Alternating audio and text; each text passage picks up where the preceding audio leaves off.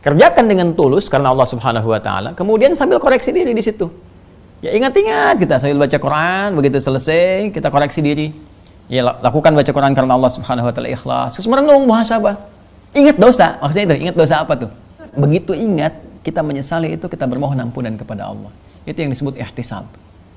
Jadi sertai amal soleh kita dengan permohonan ampun kepada Allah dari dosa-dosa kita.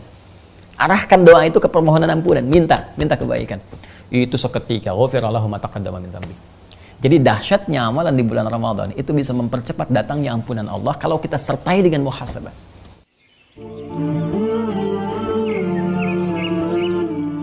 Saudara-saudariku dimanapun Anda berada, alhamdulillah berjumpa kembali dalam kajian Madrasah Al-Imam Al-Bukhari. Sekarang kita sudah masuk di hari ke-11, Masya Allah, di bulan Ramadan. Tak terasa sudah pekan kedua, di Jumat kedua maksudnya. Sudah masuk di tanggal 11 Ramadan, hari Jumat tahun 1442 Hijrah. Semoga Allah Subhanahu wa taala berkenan menerima seluruh ibadah yang telah kita tunaikan, siam kita, Masya Allah, qiyam kita, dan berkenan pula mengabulkan doa-doa terbaik yang kita panjatkan. Semoga kita diampuni oleh Allah Subhanahu wa taala, dirahmati dan diberikan yang terbaik dalam kehidupan kita insya Allah. Pada pertemuan kali ini kita akan lanjutkan kembali dalam kajian Madrasah Al-Imam Al-Bukhari. Ini kitab yang saya gunakan untuk membahas hal-hal spesifik terkait dengan petunjuk Nabi Sallallahu Alaihi Wasallam terkait berkelindan dengan penunaian ibadah puasa Ramadan kita. Dan ini kita dapatkan insya Allah dalam kitab As-Shaum karya Al-Imam Al-Bukhari di kitab ke-30. Ini yang biasa kita kaji. Ya, jadi saya ingatkan kembali di kitab Al-Imam Al-Bukhari ada 97 tema besar yang disebut dengan kitab, ya, dari mulai kitab Bad'il Wahyi, kitab permulaan turunnya wahyu yang menegaskan kepada kita bagaimana ciri-ciri seorang itu sebagai nabi, gitu kan? Cirinya bagaimana turun wahyu dan sebagainya, sehingga bisa diketahui kalau ada orang-orang mengklaim misalnya nabi dan sebagainya, apakah dia punya ciri-ciri ini atau tidak. Kalau tidak bisa kita tepikan. Ya, dan tegas kalimat Nabi SAW mengatakan la nabiyya ba'di, tidak ada nabi setelah saya, gitu kan? Jadi kalau ada orang mau ngaku nabi ke-26, 27, 28, gitu kan, dan sebagainya, itu bisa kita tepikan seketika. Ya, dan tidak usah terlalu pusing dengan persoalan itu. Karena itu pentingnya mengaji ya hadis Al-Imam Al-Bukhari salah satunya untuk menguatkan keyakinan kita dan meyakini bagaimana Rasulullah SAW diutus untuk memberikan petunjuk kebaikan kepada kita. Kemudian ada Kitabul Iman, tema tentang iman, penguatan iman. Ada orang sering bertanya bagaimana kok iman saya suka naik turun, kalau sedang naik semangat ibadah. Ya kalau turun kemudian ya, jangankan sholat sunnah, fardu pun kadang-kadang terlambat kan.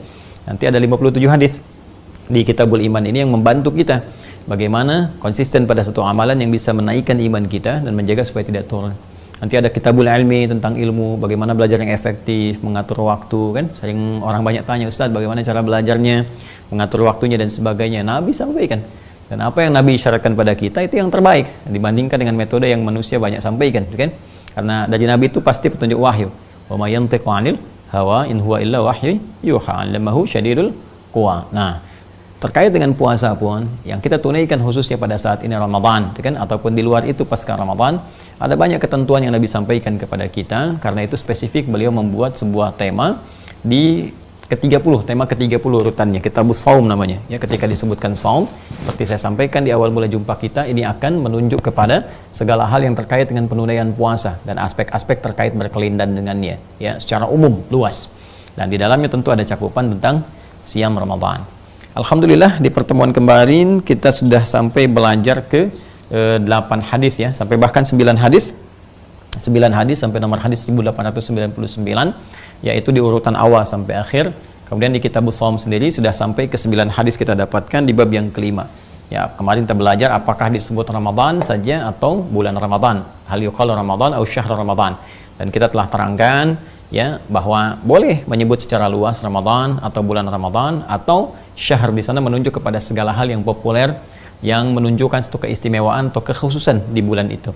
Jadi boleh kita menyebut misalnya bulan Maghfirah, bulan suci Ramadan, bulan penuh rahmat, bulan turunnya malam Al-Qadar, itu boleh, sah. Dan itu menghadirkan motivasi kepada kita. Jadi bukan sekedar menyebut. Ya walaupun disebut bulan Ramadan, ketika kalimat Ramadan harus menghadirkan kesan kepada kita. Berasal dari kata ramda, ya, atau ramada, sesuatu yang membakar, ya, terik yang panas, yang seakan memberi kesan kepada kita dengan penambahan alif dan nun di ujungnya Ramadan, bentuk superlatif, sirah mubalaghah, memberikan kesan bahwa akan banyak ampunan Allah berikan yang membakar dosa-dosa kita ya pada saat Ramadan ini. Nah, seperti apa keterangan terkait apakah seorang seketika dengan puasa bisa dibakar, kemudian dosa-dosanya digugurkan, kesalahan-kesalahannya? Nah, itu tentunya ada rumus dari Nabi Sallallahu Alaihi Wasallam. Karena itu kita akan bahas di pertemuan kali ini, masuk pada bab berikutnya, bab yang ke-6, ya, bagaimana puasa kita bisa berkualitas, dan dengan kualitas itu bisa menggugurkan dosa-dosa kita, membakar kesalahan-kesalahan kita seperti sinar mentari yang sangat terik membakar benda-benda tertentu sampai habis seketika. Ya, nah, jadi saya tidak menginginkan kita hanya menyebut atau tahu, karena dalam istilah syariat termasuk kata-kata itu punya makna. Nggak ada dalam Islam yang hampa makna, itu nggak ada. Ya, even itu terkait dengan waktu sholat misalnya. Pernah saya katakan, ya, nama-nama sholat itu ada artinya. Nama-nama sholat ada artinya, dan penetapan nama untuk ibadah pun ada artinya. Kenapa ini A, kenapa ini B, kenapa bacaannya begini, selalu ada makna. Ya, dan diantara makna Ramadan tadi bisa menggugurkan dosa-dosa, bisa membakar kesalahan-kesalahan, dan tentunya tidak sebatas menunaikan puasa biasa. Ada rumus yang harus kita ikuti, ada ketentuan yang harus kita patuhi, dan ketentuan ini bersumber dari keterangan Rasulullah SAW. Nah, alhamdulillah keterangan itu nanti di sini ada di bab yang ke-6. Ya, bab ke-6 masih dalam Kitabus Shaum. Ini yang saya ingin tunjukkan. Ya, teman-teman sekalian, ini babnya. Nanti kita bisa akses di sini, bab yang ke-6. Kita bacakan. Ya, bismillahirrahmanirrahim, langsung saja.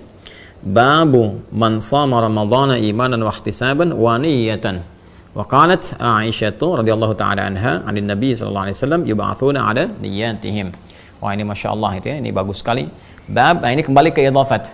Ya, kalau sebelumnya kan ada perpaduan nih, kadang idhafat bab wujubi shaumi Ramadan, ya, dalil, bab tentang dalil diidhafatkan ke situ untuk menunjukkan satu pengetatan, ya, dalam tema yang akan disampaikan, seakan-akan segala ibadah itu terikat dengan dalil, dengan ketentuan. Kemudian ada lagi yang menggunakan bentuk mubtadanya mahdhuf seperti babun, ya kan, as-siyamu kafaratun. Jadi di situ hadza babun as-siyamu kafaratun, untuk menunjukkan sifat bagaimana puasa itu memiliki keistimewaan yang bisa menjadi kafarat dari dosa-dosa kecil yang pernah kita lakukan. Nah, ini lebih umum di sini. Dia idhafatkan lagi babuman. Jadi langsung idhafat. Kalau idhafat itu disandarkan, jadi punya kekuatan hukum yang mengikat. Ya, seperti kalau kita katakan misalnya baitun, rumah umum, kan? Tapi kalau kita katakan baitu Ahmad, maka rumah ini diikat, ya, kepemilikannya kepada Ahmad, terikat sesuatu yang kuat. Jadi kita nggak bisa klaim ini rumah saya, boleh masuk seenaknya, nggak bisa. Ya, ada hukum-hukum yang berlaku di situ.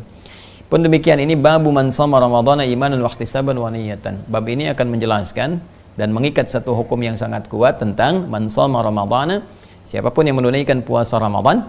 Ya, man itu menunjuk kepada bentuknya singular tapi punya makna yang jamak, plural. Ya. Bentuknya singular dalam arti menunjuk kepada personal setiap orang. Jadi bisa ke, mohon maaf, bisa laki-laki, perempuan, tua, muda, kecil, secara personalnya. Ya, jadi di sini ingin mengkhitab setiap diri kita, mengajak setiap diri kita, tapi punya makna yang luas kepada siapapun, ya, tapi spesifik kepada personalnya dengan ajakan yang sangat terbuka. Jadi kalau ada kata man, misalnya man shoma, siapapun, Anda, termasuk Anda secara personalnya, mau laki-laki, mau perempuan, tua, muda, dan sebagainya. Shoma, yang berpuasa Ramadan, ya, khusus di sini Ramadan. Jadi ini sifat ini, keistimewaan ini hanya mengikat di puasa Ramadan saja. Anda nggak akan temukan, ya, di puasa-puasa yang lain. Jadi nanti puasa lain punya keistimewaan tersendiri, sifat tersendiri. Ini Ramadan punya kekhususan. Ya, siapa yang menunaikan puasa Ramadan imanan wa ihtisaban, dengan penuh keyakinan, keimanan, ihtisaban, dan ketulusan, keikhlasan kepada Allah disertai dengan evaluasi diri. Jadi ihtisab itu mengandung arti bukan hanya sesuatu yang tulus, yang dikerjakan dengan murni, ya, karena Allah, tapi juga mengandung sesuatu yang dievaluasi, diperbaiki, ya kan? Maka dari sini nanti ada kaitan akar. Jadi ini dari ihtasaba, yahtasibu ihtisaban, akar utamanya dari kata hasiba yahsabu, nanti seakar dengan kata hisab, dan terambil juga dari situ dari kata muhasabah. Ya, terambil juga kata muhasabah. Jadi derivasinya banyak tuh. Dari kata hasiba yahsabu bisa dua, hasiba yahsabu bisa hasiba yahsibu. Ya, bisa hasiba yahsabu, bisa hasiba yahsibu. Dari situ nanti bisa hasaba yuhasibu, ya, jadi muhasabah. Kemudian jadi bisa ihtasaba yahtasibu, akarnya dari kata hasiba, menghisab, menghitung. Ada ilmu hisab, ya, ilmu hisab, menghisab tentang awal mula Ramadan, akhirnya awal mula Id, Dain, Idul Fitri, Idul Adha. Itu ilmu hisab, astronomi, itu hitungan yang sangat kompleks. Nah, lebih kompleks lagi hisab kita di hadapan Allah Subhanahu wa taala kelak. proses kita berupaya menghisab diri, memperbaiki diri sebelum kembali kepada Allah, sehingga menjadikan semua ibadah kita tulus karena Allah Subhanahu wa taala dan menepikan yang kotor-kotornya, itu disebut dengan ihtisab. Ya, ihtisab.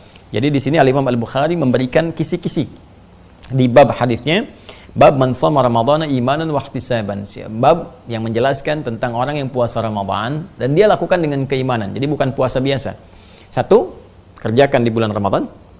Kedua, dia kerjakan dengan iman, yakin betul ya dengan puasanya ini sebagai perintah dari Allah Subhanahu wa taala. Jadi kalau sudah iman, ya maka ada komitmen keyakinan yang dibuktikan lewat amal saleh. Nanti kita teruskan ya dalam pemaknaannya. Kemudian wahtisaban dilakukan dengan ikhlas, sungguh-sungguh, dengan berevaluasi, waniyatan, dan meluruskan niatnya, ya, meluruskan niatnya karena Allah. Wa qalat Aisyah radhiyallahu taala anha, dan sebagaimana komentar Sayyidah Aisyah, ya Ummul Mukminin, semoga Allah meridai kepada beliau, ani Nabi sallallahu alaihi wasallam, dari Nabi sallallahu alaihi wasallam, komentar ini disampaikan bersumber dari Nabi sallallahu alaihi wasallam, yub'atsuna ala niyyatihim. Jadi semua umat Nabi Muhammad SAW, termasuk umat manusia keseluruhannya, terutama insan beriman, akan dinilai oleh Allah Subhanahu wa taala bagaimana pekerjaannya berhasil atau tidak, diridhai Allah atau tidak. Semuanya itu saat kita dibangkitkan akan diukur berdasarkan niatnya. Ya deh, berdasarkan apa? Niatnya. Boleh jadi ada orang rajin puasa kan, rajin sholat, rajin bahkan umroh dulu hampir tiap bulan sebelum pandemi, tapi niatnya beda. Bukan karena Allah, maka nggak punya nilai di hadapan Allah. Ya. Nah, ini baru judul. Biasa Imam Al-Bukhari suka ngasih kisi-kisi itu sebelum masuk ke hadisnya, dikasih dulu itu. Ya, kalau kita kan sekarang itu ditempatkan oleh kita misalnya di mana, di selain subtema juga ada di daftar isi kan. Jadi kalau nyari hadis nggak susah ya. Jadi begitu pengen nyari hadis kan, kalau hadisnya masih umum, nggak ada topik tertentunya, oh kita gimana ya nyari hadisnya, masih banyak nih. Tapi kalau kemudian kita pengen langsung temanya, langsung ketemu ke bawahnya, lebih gampang ya. Jadi ada nanti Mu'jamul Fahras fi Al-Fadhil Hadis, karena Wensing itu orang orientalis, dan dia minta bantuan ya pada salah satu orang Arab, orang Islam, untuk bisa bikin indeks hadis. Yang bikin orientalis itu besar ininya, tapi mesti hati-hati juga karena ada beberapa racunnya dalamnya. Itu yang Mu'jam ini indeks pertama untuk menunjukkan kepada hadis ya secara manual. Jadi nyari dari huruf A apa gitu kan. Nah, baru dirujuk lagi ke kitabnya, di mana ditemukan ya, di mana ditemukan dan seterusnya. Sekarang udah pakai komputerisasi, lebih gampang. Gitu. Tapi di sini Al-Imam Al-Bukhari mengajarkan pada kita cara nyusun sesuatu dengan mudah. Ya kalau kita ingin informasikan pada orang lain, babnya tentang ini nih, kamu cari ini, hadisnya ini, ya. Baik. Bismillah, yuk kita bacakan hadisnya. Nomor hadis 1901 dari urutan pertama sampai ke sini. Qala haddatsana Muslim ibn Ibrahim, haddatsana Hisham, haddatsana Yahya an Abi Salamah an Abi Hurairah radhiyallahu taala anhu. Rawi terakhirnya yang terhubung kepada Nabi sallallahu alaihi wasallam adalah sahabat Abu Hurairah, Abdurrahman bin Sakhr, yang sudah saya pernah kisahkan. An Nabi sallallahu alaihi wasallam, hadisnya disampaikan dari Nabi sallallahu alaihi wasallam, qala, beliau bersabda, man qama lailatul qadri imanan wa ihtisaban, ghufira lahu ma taqaddama min dhanbi. Wa man shama ramadhana imanan wa ihtisaban, ghufira lahu ma taqaddama min dhanbi.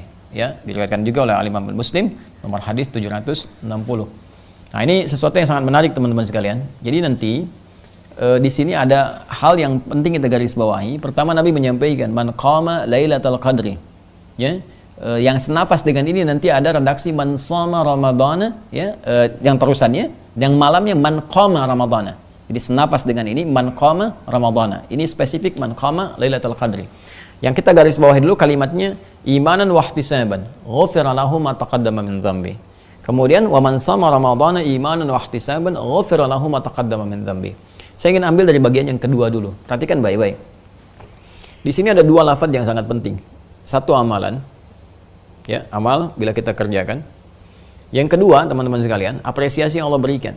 Hasil dari amalan ini, buahnya apa? Ya, jadi kalau kita menanam sesuatu, ada buah bisa kita nikmati, gitu kan? Nanam pohon mangga, keluar mangga, kan? Kita nikmati dan seterusnya. Nah, asal jangan dikotori. Anda kotori tanamannya, terus Anda ganggu tanamannya, itu nggak akan tumbuh buahnya, bahkan bisa hancur tanamannya. Begitu pula amal saleh.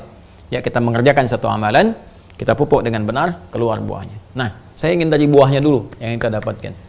Ada satu hal yang sangat dahsyat di sini, yang mengikat Ramadan saja.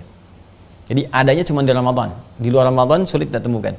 Ya, dengan amalan ini ya, dengan amalan ini. Walaupun mungkin peluang yang lain bisa kita dapati. Apa itu? Ghufira lahu ma taqaddama min dhanbi. Akan diampuni oleh Allah ma, segala. Jadi kalau sudah ma itu nggak ada batas. Ma itu apa? Nggak ada batas. Jadi isim mausul menunjuk pada satu keadaan, sifat atau benda, itu yang sifatnya nggak ada batasan, sepanjang nggak dibatasi. Kalau kita batasi ya sudah. Ya, ana uridu ma yakunu fi hadhil qa'ah. Ya, saya pengen segala hal yang ada di ruangan ini, cuma di ruangan ini saja, di luar ruangan ini saya nggak pengen. Itu pembatasan. Ya, atau kalau kita katakan misalnya lebih luas, ana uridu ma fil mabna, saya pengen semua yang di gedung ini. Ya kan? Maka semuanya tanpa kecuali. Di sini teman-teman sekalian, di sini Nabi sampaikan ghufira lahu ma taqaddama min dzambi. Ya, ada apresiasi yang Allah berikan lewat lisan Nabi sallallahu alaihi wasallam. Ada kondisi di bulan Ramadan, itu semua dosa yang telah berlalu sampai di titik kita puasa itu diampuni dosa. Allahu akbar. Ya, dan gak ada orang nggak punya dosa. Mustahil orang nggak punya dosa, mustahil. Bahkan sampai hari ke-11 Ramadan ini. Ya, mustahil orang nggak punya dosa, pasti ada aja. Nah, jadi kalau kita tarik sampai ke detik ini kita puasa. Sekarang ini hari Jumat, ya kan? Hari Jumat sudah jam 14 lewat, sekarang di jam saya 26 menit, 14.26, ya kan? Sampai detik ini kalau kita melakukan amalan ini, Anda kerjakan amalan ini. Oh, kalau di YouTube kerjakan ini, dosamu diampuni. Kerjakan ini, rezekimu mengalir, itu kan? Itu kan cuma tulisan orang bikin aja. Nih, ini benar-benar dari hadisnya. Anda amalkan ini, detik ini, kan? Diamalkan dengan benar dan sesuai dengan petunjuk ya Nabi SAW, maka ada peluang besar Allah berkenan mengampuni semua dosa yang pernah kita kerjakan. Tinggal bagaimana cara kita memohon kepada Allah supaya ampunan itu turun. Nah, kapan itu waktunya? Ini yang kita baca. Ya, yang pertama, ini yang paling dahsyat teman-teman sekalian. Man qama lailatul qadri, siapa yang bisa membangun mendirikan ibadah di malam al-qadar. Ini ada dua redaksi yang penting ya. Nanti di redaksi lain, man qama ramadanan, siapa yang bangun di setiap malam Ramadan, menghidupkan malam Ramadan. Ya, menghidupkan malam Ramadan. Biasanya kalau sudah qama qiyam itu diisi dengan salat. Makanya kita coba berlatih dengan tarawih yang kita tunaikan, ya. Dari mulai ba'da isya itu. Kalau kita bisa hidupkan lagi malam harinya, misalnya jeda setelah kita menunaikan tarawih, dan malamnya bangun lagi, walaupun cuma 2 rakaat, terus di situ kita mengerjakan amalan, nanti kita akan lihat amalannya, ya, kita lakukan dan sebagainya, ada peluang kita mendapatkan malam al-qadar. Jadi kalau kita padukan dua hadis, hadis pertama man qama lailatul qadri, hadis yang kedua man qama ramadhana, ya kan? Siapa yang bangun malam al-qadar, bagaimana dapat al-qadar itu? Rumus cepatnya dari Nabi, bangun aja setiap malam Ramadan, ya kan? Memang nanti ada spesifik di hadis Muslim terutama, spesifik memburu malam al-qadar di 10 malam terakhir, ya, karena sering datangi di malam-malam yang terakhir, 10 malam terakhir. Tapi kalau Anda pengen dapatkan, nggak ingin luput, rumus Nabinya cepat sekali, setiap malam Ramadan bangun, ya, bangun malamnya, ya nggak harus sepanjang misalnya malamnya, tidak harus begitu juga. Anda bisa istirahat dulu, ya kan? Kalau sahurnya misalnya Anda sekarang subuh misal 4:30 gitu kan, Anda bisa misalnya dari sahur mulai jam 4:04, kan? Atau mulainya jam 4, jadi Anda bisa bangun 3:30, walaupun cuma sholat 2 rakaat, kan? Terus itu melakukan amalan tertentu, nanti kita akan lihat amalannya. Jika benar dilakukan, itu peluang Allah mengampuni dosa kita di malamnya. Ya, malamnya. Tidak cukup dengan itu, man shama ramadhana. Siapa yang puasa siang harinya kan? Di subuh sampai dengan maghrib. Malam kan isya sampai menjelang subuh. Jadi Masya Allah, ini teman-teman sekalian, setiap hari siang malam. Jadi ada sifat di bulan Ramadan itu, keutamaannya diantaranya adalah mendatangkan ampunan Allah setiap hari siang malam, 24 jam. 24 jam berpeluang diampuni oleh Allah Subhanahu wa taala. Kalau hari-hari biasa kan kita harus menemukan waktu-waktu spesifik. Misal diantara adzan dengan iqamat, misalnya di waktu sahar menjelang subuh, sekitar 15 menit sebelum subuh kita istighfar. Kan ada waktu-waktu spesifik. Tapi Ramadan tidak. Ramadan 24 jam. Setiap hari. Setiap hari 24 jam dibentangkan ampunan. Makanya kalau ada orang mengatakan Ramadan bulan pertama 10 hari pertama rahmat, 10 hari kedua ampunan, ketiga ismun nar, itu hadisnya bertentangan dengan hadis-hadis yang sahih. Itu bisa diduga hadisnya bermasalah. Ya, hadis palsu gitu kan. Atau hadisnya sangat bermasalah lah, dhaif gitu kan. Nah, di sini jelas Nabi memberikan rumus bahwa setiap hari 24 jam itu Allah memberikan peluang ampunan yang sangat luar biasa. Sampai-sampai nanti ada dari malaikat yang memberikan pernyataan yang nanti diaminkan oleh Nabi. Ya, diaminkan oleh Nabi. Pernyataannya tegas sekali. Ya, jadi ketika Nabi akan naik ke atas gundakan mimbarnya untuk menyampaikan tausiah, turun malaikat Jibril. Ini biasanya Nabi yang berdoa, malaikat mengaminkan. Ini malaikat yang berdoa, Nabi mengaminkan. Nah, di antara 3 doa beliau, setiap naik satu tuh kan, ya, malaikat berdoa, naik berdoa, naik berdoa. Nah, di antara itu ada yang terkait dengan Ramadan. Ya, di antara bahasanya raghima anfu rajulin, raghima anfu rajulin, atau bu'dan liman adraka ramadhana falam yughfar lahu. Ya, raghima anfu rajulin, sungguh jauh, ya, sungguh sangat disayangkan Sungguh jauh dari rahmat Allah Subhanahu wa taala, sungguh mengecewakan. Liman adraka Ramadan, siapa yang sampai mendapati Ramadan falam yughfar lahu, tapi enggak mampu mendapat ampunan Allah Subhanahu wa taala. Ya keterlaluan lah. Ya tiap hari dibentangkan ampunan dia enggak dapat kan? Ya kalau sehari belum dapat, besok dapat. Enggak dapat lagi, besoknya dapat. 30 hari enggak berusaha, enggak dapat. Keterlaluan. Jauh dari rahmat Allah Subhanahu wa taala kan? Jadi ternyata di antara rahasia Ramadan yang besar, kenapa dinamakan dengan Ramadan yang mampu membakar dosa, mampu menghilangkan kotoran-kotoran keburukan, teman-teman sekalian. Di antara bentangan rahmatnya adalah setiap hari 24 jam. Ya, siang malamnya. Makanya banyak sahabat tuh mengharapkan tiap hari Ramadan supaya kalau salah bisa Allah berikan rahmat, mengampuni. Ya, dan Allah berikan kesempatan cuma setahun sekali. Dan kalau kita sia-siakan tahun ini, belum tentu dapat tahun depan.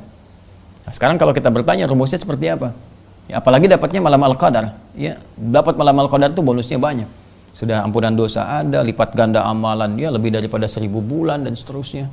Ya, doa-doa cepat dikabulkan gitu. Nah, rumus cepatnya adalah, lihat kalimatnya baik-baik. Imanan wa ihtisaban. Man qama ramadhana imanan wa ihtisaban, man qama lailatul qadri imanan wa ihtisaban, man shama ramadhana imanan wa ihtisaban. Nah, kata iman itu nggak sebatas diterjemahkan dengan terjemahan dilakukan dengan keimanan kepada Allah. Ya, jadi ada terjemahan man shama ramadhana imanan, siapa yang mengerjakan puasa Ramadan berpuasa imanan dengan penuh keimanan. Penuh keimanan itu seperti apa? Karena kalau ditanya semua beriman, ya saya mengerjakan dengan penuh keimanan. Ya. Nah, teman-teman sekalian, iman itu punya konsekuensi dan konsekuensinya terikat bersamaan dengan satu implementasi. Jadi iman itu keyakinan penuh tanpa ragu. Hanya lewat implementasi. Jadi untuk bisa menunjukkan yakin penuh tanpa ragu, buktinya apa? Nah, pembuktiannya itu diikat dengan implementasi, disebut dengan amal soleh namanya. Apa namanya? Amal soleh. Jadi kalau seseorang mengatakan, saya mengerjakan ini dengan penuh iman, artinya dia harus buktikan pengerjaannya itu dengan penuh imannya lewat amal soleh. Karena itu hampir kalimat iman dalam Al-Quran itu disertai dengan amal soleh. Ya, dengan amal soleh. Wal asr, surah ke-103, sering saya tampilkan ini. Wal asr, innal insana lafi khusr, illa alladhina amanu wa amilus salihat. Kan? Amila salihan. Jadi setiap mengatakan amal, ya, iman, amal soleh. Iman, amal soleh. Ya, bahkan nanti dirinci, termasuk nanti ada rincian apa saja amal solehnya itu. Ya, termasuk puasa dibuka dengan kalimat iman. Ya ayyuhalladzina amanu kutiba alaikumusiyam. Ya kan? Salat alladzina yu'minuna bil ghaib wa yuqimunas shalah. Jadi iman, amal soleh, iman, amal soleh. Jadi ini sudah satu perpaduan. Ya, jadi kalau ini sudah dipahami, cukup menyebutkan kalimat iman, itu sudah pasti bermakna juga amal soleh di dalamnya. Ya, seperti orang tua yang bisa ngajak anak keluarga masuk dalam surga, disebutkan imannya saja, karena amal solehnya sudah masuk di situ. Seperti Quran surah 52, At-Tur, ayat 21. Walladzina amanu wattaba'athum dzurriyyatuhum biimanin alhaqna bihim dzurriyyatahum. Walladzina amanu, dan para orang tua yang beriman, wattaba'athum dzurriyyatuhum biimanin, dan diikuti oleh seluruh anggota keluarganya, sanak familinya, cucu-cucunya, semua beriman, alhaqna bihim dzurriyyatahum. Kami akan kumpulkan kembali mereka di satu tempat di surga. Satu tempat di surga. Nah, ini disebutkan kalimat imannya saja, tapi sudah otomatis ya mencakup amal soleh, karena syarat masuk surga itu iman dan amal soleh. Al-Baqarah ayat 25. Wabashshiril ladzina amanu wa 'amilus shalihat anna lahum jannatin tajri min tahtihal anhar. Jadi mesti ada amal solehnya dulu. Karena itu kalau sudah paham, cukup disebutkan kalimat iman, maka ketika imannya disebutkan tunggal, itu sudah mencakup keseluruhan dengan amal. Sinektok pas prototo disebutkan sebagian mewakili keseluruhannya.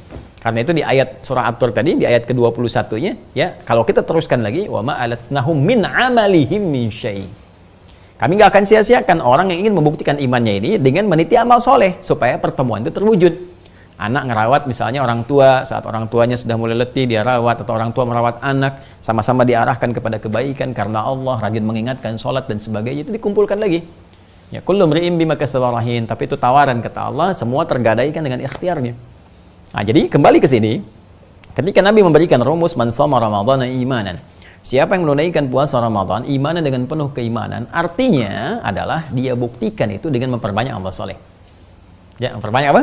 Amal soleh. Jadi kita isi nih Ramadan dengan banyak amal soleh. Makanya masih ingat kan di awal jumpa kita sebelum Ramadan, saat edisi Tarhib, saya kan pernah menguraikan menu Ramadan Nabi Sallallahu Alaihi Wasallam. Anda bisa pilih kan? Apa kegiatan Nabi selama Ramadan? Nah, sekarang sudah dituliskan belum? Yang kita pernah belajar sebelum Ramadan itu, ya kan? Nabi berinteraksi dengan Al-Quran, kan? Nabi memperbanyak salat, Nabi banyak berinfak, punya agenda infak, gitu kan? Kalaupun punya 30.000, 20.000, bagilah 30 hari. Setiap hari keluar, walaupun cuma 100 rupiah, 100 rupiah. Ini untuk pesantren, ini untuk madrasah, ini untuk masjid, untuk macam-macam dan sebagainya. Punya kita agenda itu. Nah, jadi yang pertama, syarat pertama, kalau kita ingin mendapat ampunan Allah di bulan Ramadan ini, perbanyak amal saleh. Siang malamnya. Ya, siang malamnya. Di semua kegiatan kita jadikan amal saleh. Karena Allah Subhanahu wa Ta'ala. Nanti jangan berhenti sampai situ. Ya, tadi misalnya kita tuliskan tuh amal solehnya tadi berinteraksi dengan Al-Quran. Misalnya baca Al-Quran. Interaksi kan ada 3, membaca, mengkaji, menghafal. Ya kan? Membaca, mengkaji, menghafal. Misal kita ingin ambil interaksi membaca Al-Quran. Ya, jadi kita isi Ramadan dengan membaca Al-Quran. Nah, setelah kita lakukan itu imanan, wahtisaban. Kerjakan dengan tulus karena Allah Subhanahu wa Ta'ala. Kemudian sambil koreksi diri di situ. Ya, ingat-ingat kita sambil baca Quran, begitu selesai kita koreksi diri. Ya, lakukan baca Quran karena Allah Subhanahu wa Ta'ala, ikhlas. Terus merenung, muhasabah.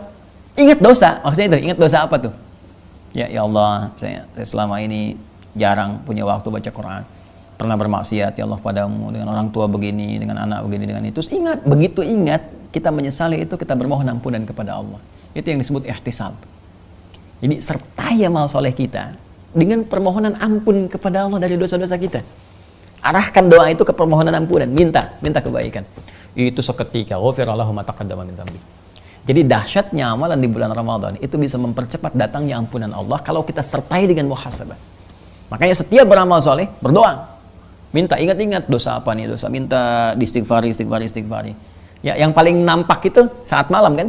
Begitu qiyam kan man qama ramadhana, siapa yang bangun di malam Ramadan, qiyam itu salat kan, dan malam dicontohkan kan, ya, qiyamul lail dalam konteks Ramadan kan disebut dengan tarawih kan sifatnya. Bukankah saat di sela-sela kita itu selesai setiap 2 rakaat atau 4 rakaat kan, bukankah Nabi mengajarkan doa? Coba cek doanya. Allahumma innaka afuwan tuhibbul afwa fa'fu anni. Ya, kalau ingin jama' Allahumma innaka afuwan tuhibbul afwa fa'fu anna. Coba cek ya. Allahumma innaka afuwun, ya Allah sungguh engkau yang maha pemaaf, memaafkan semua kesalahan.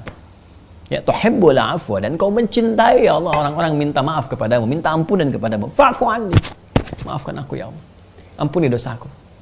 Ya, la ilaha illa anta subhanaka inni kuntu minadh dhalimin. Rabbana zalamna anfusana wa illam taghfir lana wa tarhamna lanakunanna minal khasirin.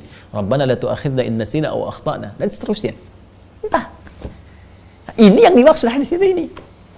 Dan Anda saat mengucapkan itu, jangan sekedar diucapkan, ingat punya salah apa. Kalau minta maaf kan artinya mengaku salah. Coba untuk mengaku itu, ingat-ingat salahnya apa. Ya, jadi kita runtut tuh. Ya, misalnya ini sekarang siang nih, tadi malam ini sampai jam sekian nih. Sekarang jam berapa nih? Ya, ini sudah mau jam 14, udah mau 40 ya, jam 3 PM, ya 3 sore kurang 20 menit. Coba ada nggak orang nggak berbuat dosa dari sahur tadi sampai ke sekarang? Mustahil kan? Terus Anda beramal soleh, ini kita membahasnya amal soleh. Ya, selesai ini jangan dibiarkan. Jangan dibiarkan. Ada yang ngaji sekarang kan, selesai ngaji jangan cuma ditutup sadaqallahul azim, tutup saja, tidak. Minta kepada Allah ampunan. Minta. Ingat-ingat dosa apa nih hari ini kerjakan, istighfar, minta ampun, minta maaf, ya kan? Minta diperbaiki oleh Allah Subhanahu wa Ta'ala. Terus nanti yang paling enak malam hari bangun, dirujuk ke belakang salah apa. Ya, ke orang tua, ke pasangan hidup, ke anak-anak, ke tetangga, ke kerabat. Ingat-ingat oleh kita. Kalau ada hakun adami, tunaikan. Hak-hak masyarakat yang terkait dengan kita, tunaikan. Ya, minta maaf dan sebagainya. Jangan dibiarkan, jadi beban di akhirat nanti. Kalau terkait dengan Allah langsung kita mintakan kepada Allah ampunan. Nah, ini yang dimaksudkan. Puasa yang seperti ini dia rahasianya. Rahasia puasa mendatangkan ampunan. Puasa yang dikerjakan seperti ini, itu yang mendatangkan ampunan Allah, menggugurkan dosa kota kita yang lalu. Nah, kalau kita pengen digugurkan yang lalu-lalu, ingat-ingat lalu-lalu itu seperti apa dosanya. Ya, yang lalu bagaimana? Yang pernah kita lakukan, ingat. Ya, setelah itu kita mohonkan ampunan bersama dengan amalan kita. Nah, jadi bukan sebatas kita puasa, tahan lapar, tahan haus, nunggu buka, besoknya sahur lagi, nggak seperti itu. Itu anak kecil juga bisa. Rata-rata anak kecil kan begitu untuk latihannya, ya kan? Sahur, bangun, makan yang banyak, tiduran sebentar, tidur subuh, tidur lagi, gitu kan, nunggu buka, apa yang dikerjain. Kalau Anda misalnya sudah usia begini 30, 40 tahun, 50, 60 tahun masih begitu sama dengan anak kecil. Apa yang didapatkan dalam kehidupan kita? Ya, maka ini teman-teman sekalian yang kita bisa kaji bahwa hadis ini memberikan gambaran kepada kita satu rahasia besar bahwa di balik puasa itu ada hikmah yang besar. Allah membentangkan ampunan di setiap hari 24 jam, siang dan malam. Ya, jangan merasa bersih ya. Kadang-kadang misalnya saat puasa siang kita merasa bersih sampai buka, tahu-taunya baru buka aja udah salah. Ya, salah ucap lah, salah berpikir, malamnya kita terus lagi bersihkan selama 30 hari. Orang yang terbiasa membersihkan diri selama 30 hari sebulan, koreksi, nanti aura itu akan terbawa pasca Ramadan. Ya, 11 bulan mendatangnya lagi akan terbawa kita membiasakan diri. Ya, berbuat baik sehingga terjaga kita selama Ramadan sampai